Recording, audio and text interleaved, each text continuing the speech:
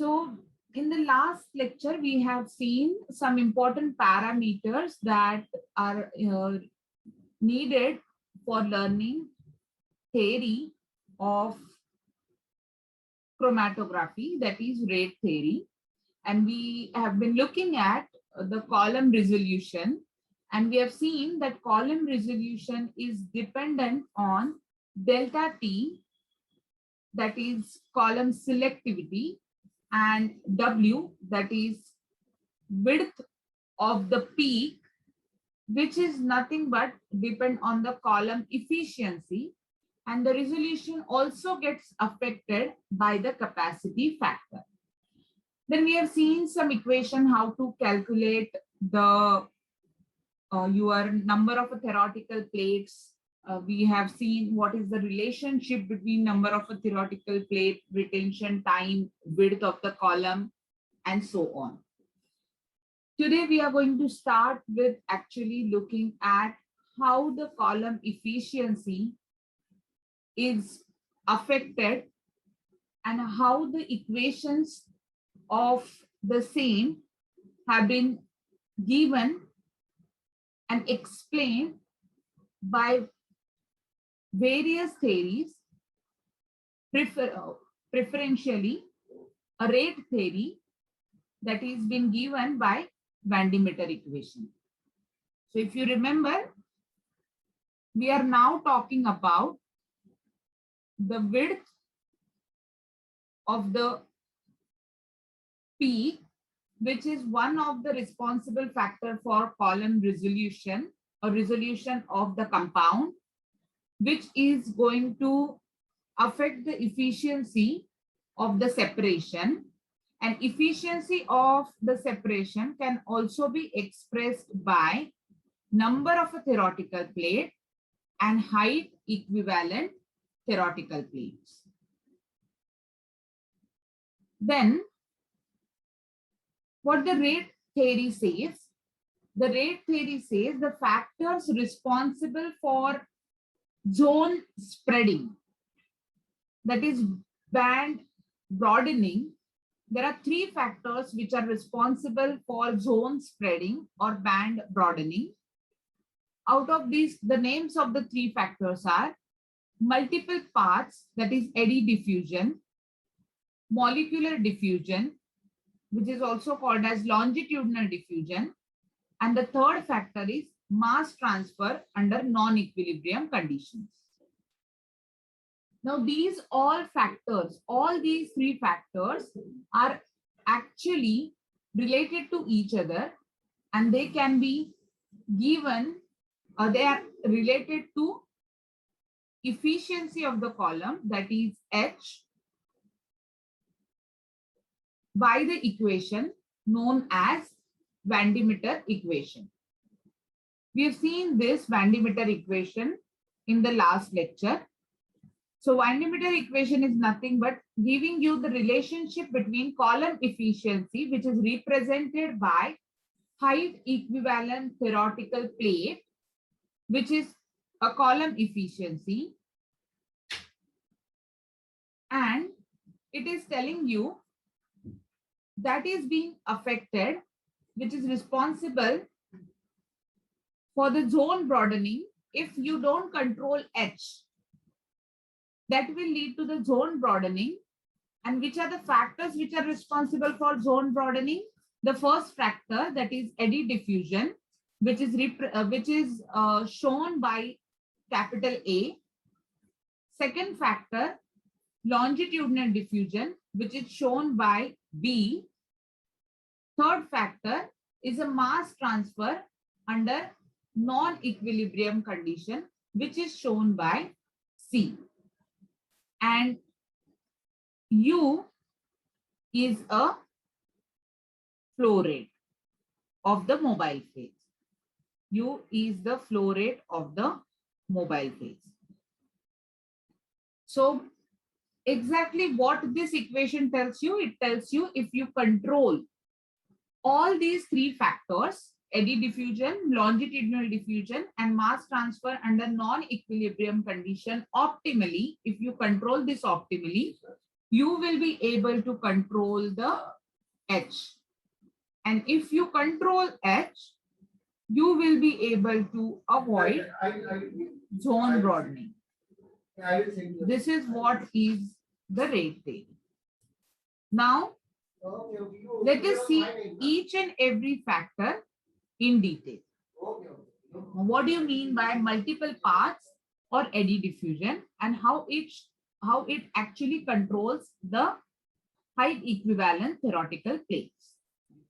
Now, zone broadening comes from the eddy diffusion. So it says there are multiple paths available for different molecules of the same solute inside the column. So if you see, this is the column and this is your compound loaded on the column. And if your mobile phase is added onto the column,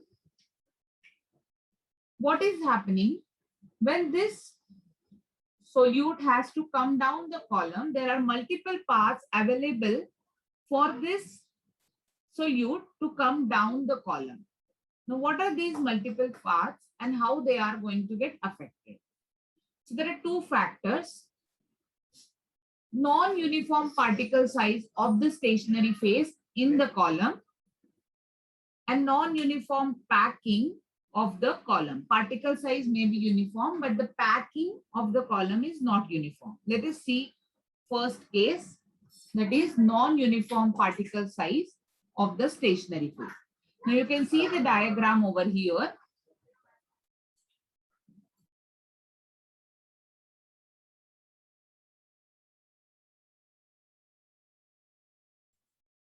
So you can see the diagram over here.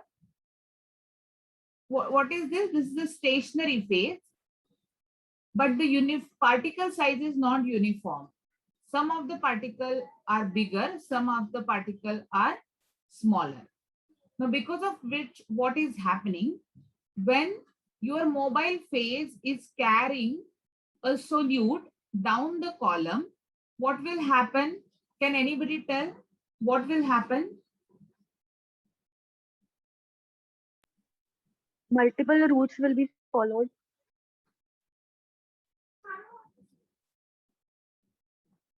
Yeah, tell me. And think down is the detector. What will happen whether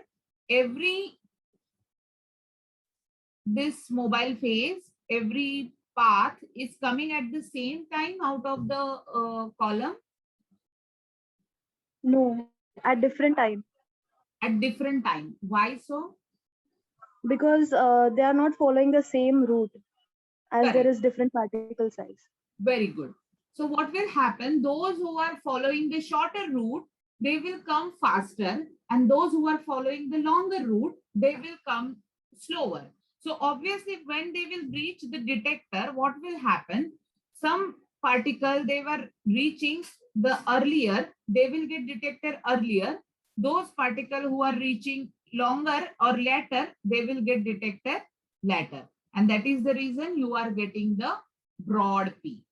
So therefore, if you have a non-uniform particle size, the stationary phase, that is the stationary phase का अगर non-uniform particle size होगा, then you will get the broad peak, because the when the solute will run down the column, it will follow the different path, and it will reach the detector along with the solute at different timing. So this is how the non-uniform particle size of the stationary phase is going to give you the broad peak.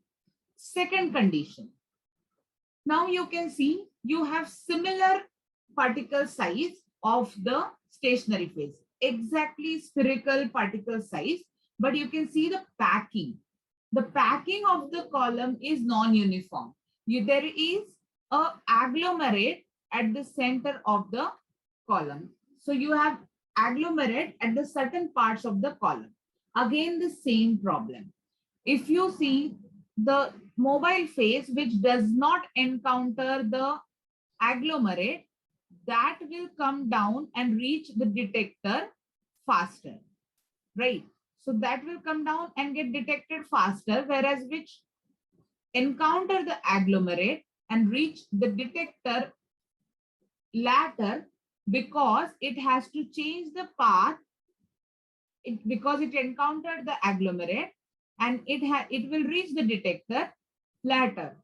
It is not able to reach the detector as fast as the earlier mobile phase, which does not encounter the agglomerate.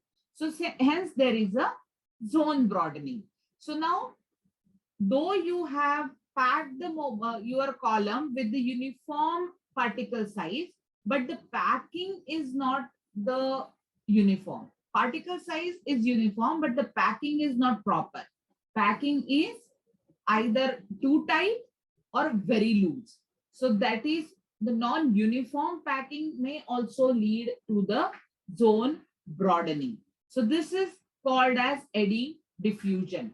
That is a non-uniform flow of your mobile phase through the stationary phase. Reasons are two: either a non-uniform particle size of the stationary phase, or a non-uniform packing of the column. Both will lead to the broadening of your peak. So what ideally you want? You want column with a uniform particle size of the stationary phase and uniform packing of the stationary phase.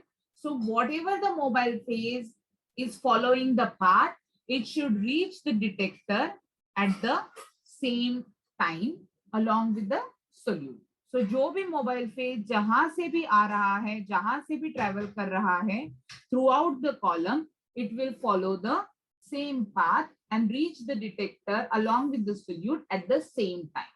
So that will give you a sharp peak. That उससे आपको जो peak मिलेगा, that is going to be a sharp peak.